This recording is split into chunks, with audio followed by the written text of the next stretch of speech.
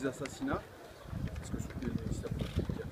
Je crois que le signal est clair. Genève n'est pas un refuge pour les Suisses qui vont commettre des actes odieux, notamment des assassinats à l'étranger. Et la justice cantonale genevoise a mis un terme à cette procédure.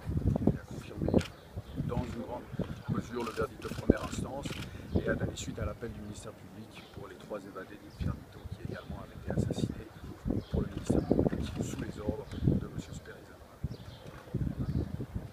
La défense avait toujours dit que c'était un procès injuste au final. On vous a très peu entendu sur ça.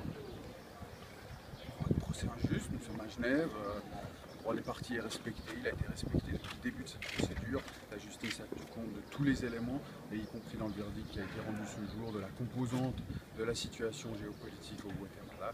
Donc cette procédure et ce jugement est parfaitement juste, il n'y a rien à redire à ce propos.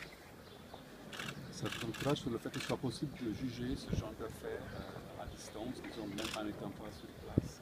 Il est possible, il faut pour ça la collaboration des autorités étrangères, ce qui a été le cas avec le Guatemala, puisque la commission radiatoire a été possible avec ce pays. Les éléments recueillis, que ce soit au niveau photographique, vidéo et témoignages, étaient importants. Donc certes, l'instruction a été difficile, mais elle a permis de recueillir tous les éléments suffisants pour obtenir ce verdict de culpabilité et pour rendre en quelque sorte un tout petit peu hommage à ces victimes au Guatemala.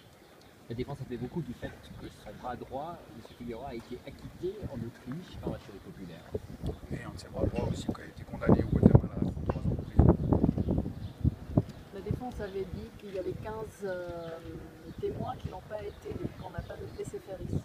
Qu'est-ce que vous en dites? Moi, je ne commente pas les déclarations de la défense. Ce que je peux vous dire, c'est que de nombreux témoins ont été entendus, y compris lors du procès de première instance, si vous y avez assisté.